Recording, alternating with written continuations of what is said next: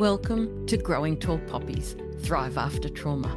I'm your host, Dr. Nat Green, and I am so excited to have you join me as we discuss what it means to navigate your way through trauma or significant challenges and not just survive, but to thrive after it.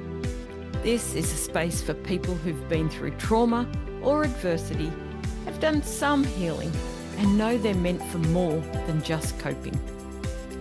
This podcast is about post-traumatic growth, not getting back to who you used to be. Rather, understanding who you are now and learning how to stand tall without shrinking, forcing, or abandoning yourself.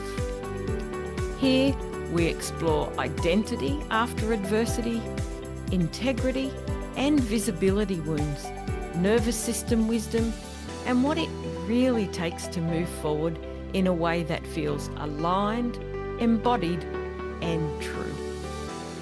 You will hear a blend of deep solo conversations and powerful guest interviews with people who have lived this work, not just studied it. Because growth doesn't come from pushing harder, it comes from understanding how you adapted, honouring your nervous system, and gently updating the old agreements that no longer fit the life you're ready to live. If you're ready to stop hiding, stop performing, and start owning who you are becoming, then you are in the right place. Let's grow tall together. Hello and welcome back to this week's episode of Growing Tall Poppies, Thrive After Trauma. I'm so grateful that you're tuning in and that you're continuing to be part of this amazing community. Today, I want to talk about something that's come up in the last week. It's funny, isn't it? How you can be doing so much work on your business, looking at what needs to change, what needs to improve, what needs to be more efficient. And you're convinced, absolutely convinced that you've identified the problem. And then, not quite. You realise that you were looking completely in the wrong place. Well, I had one of these moments this past weekend. I've just come back from an amazing mastermind retreat with a really beautiful small group of brilliant women. A lot of trust, a lot of depth, a lot of amazing connection. A space where you can actually do real work, not surface level conversations, but the kind of work where things truly shift.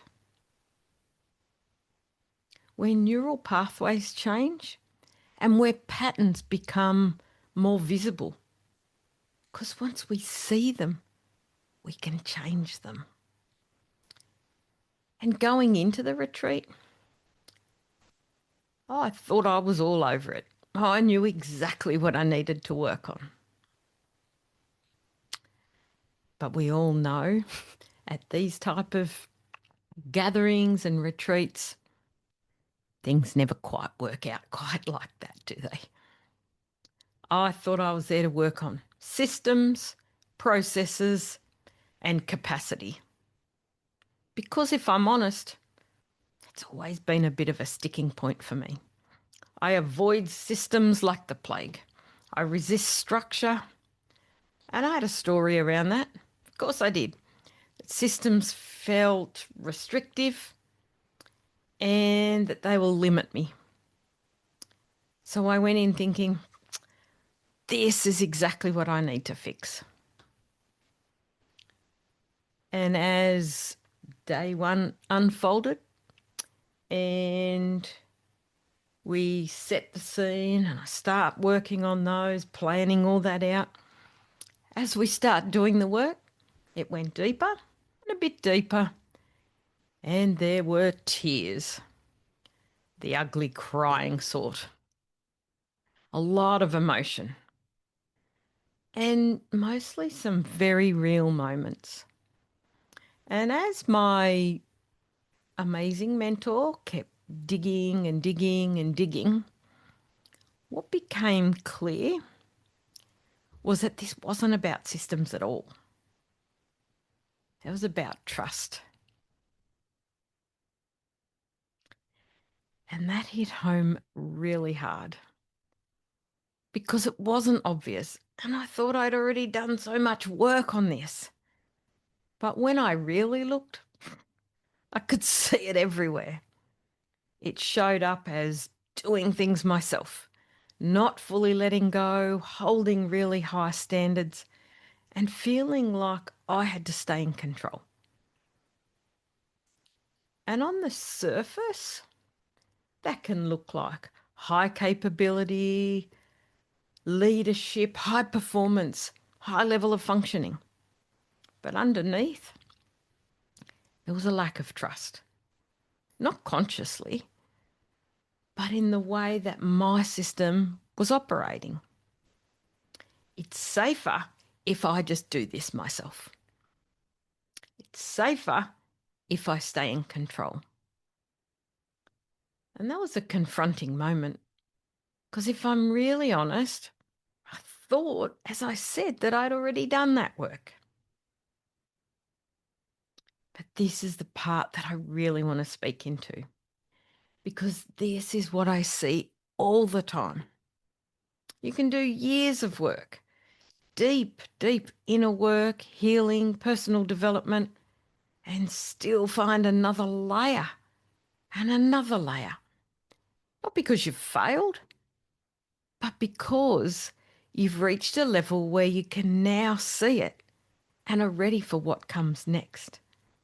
And that's exactly what this was for me.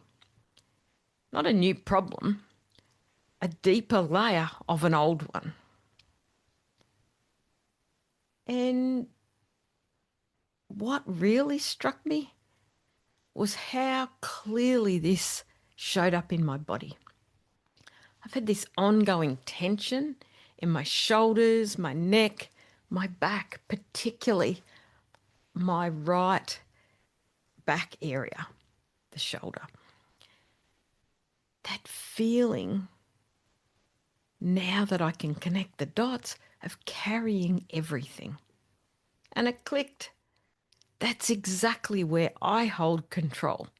That's exactly where I hold responsibility. And that is exactly where I've held the weight of everything. And even though I've done the work cognitively, my nervous system was still holding it because we know that the body keeps the score. And until that shifts, the pattern stays, even though it might show up in different ways. And once you find it, then you can do something about it. So my aim in the next couple of weeks is to really look at using TRE to apply that to the gentle release of the tension I'm carrying in that area in my nervous system. And this is where my archetypes come in. When I reflected on this, it was so clear. My authentic warrior has been holding the line, staying strong and carrying that weight. And my empowered trailblazer, pushing forward, taking action and not stopping. And the shadow side of both of these archetypes, control, over responsibility, over functioning, and not fully trusting. And it was almost laughable later that night when I was back in my room reflecting because it was so obvious once I saw it.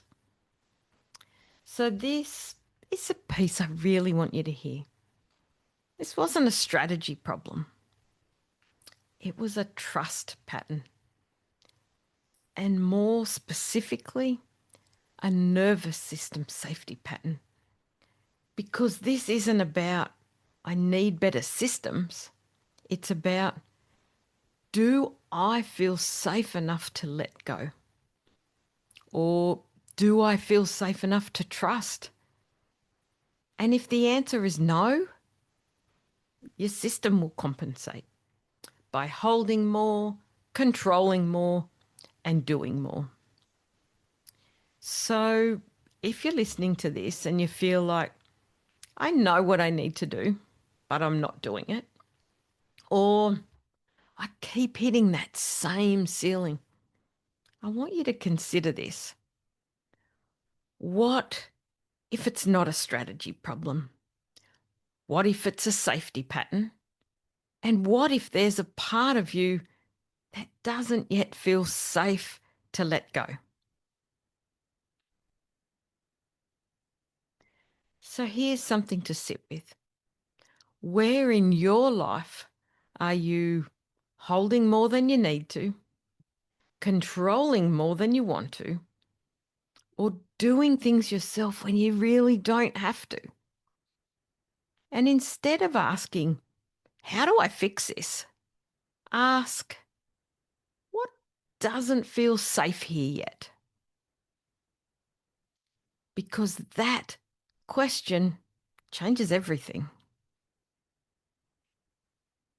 Because the truth is, your next level isn't going to come from doing more. It's going to come from releasing what you don't need to carry anymore and creating the safety to do that. And sometimes the biggest shift isn't in what you do. It's in what you finally allow yourself to let go of. So, yeah, it's been quite a big week. It was a wonderful mastermind retreat.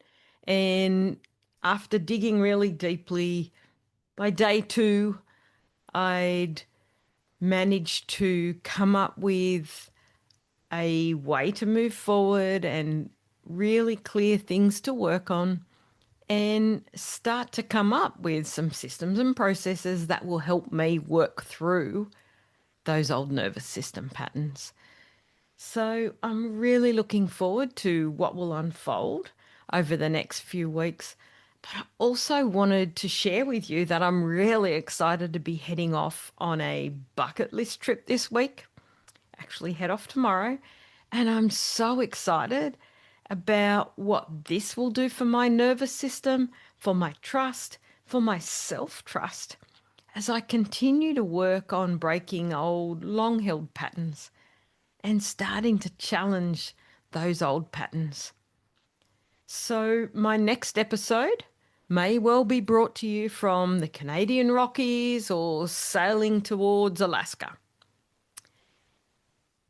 So it may be from a laptop rather than my usual office with my microphone.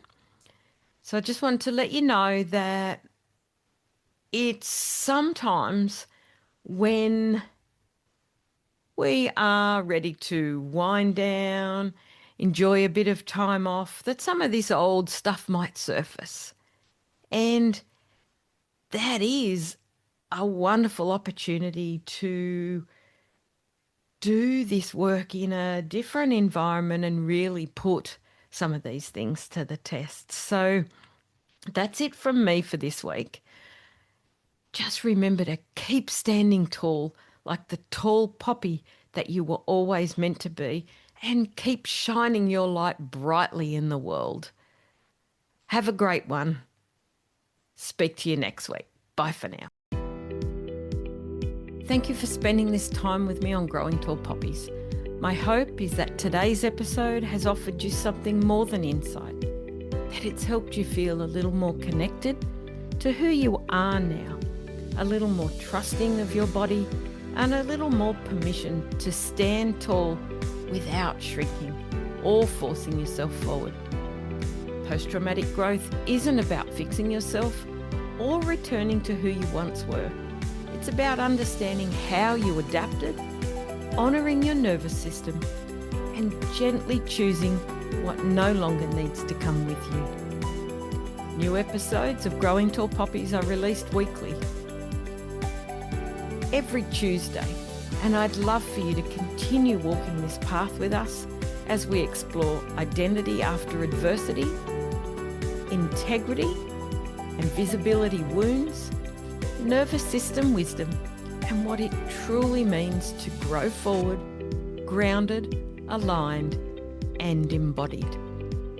If this episode resonated, I invite you to subscribe, follow, share it with someone that you feel might need it, or simply take a quiet moment to reflect on what's ready to move forward for you.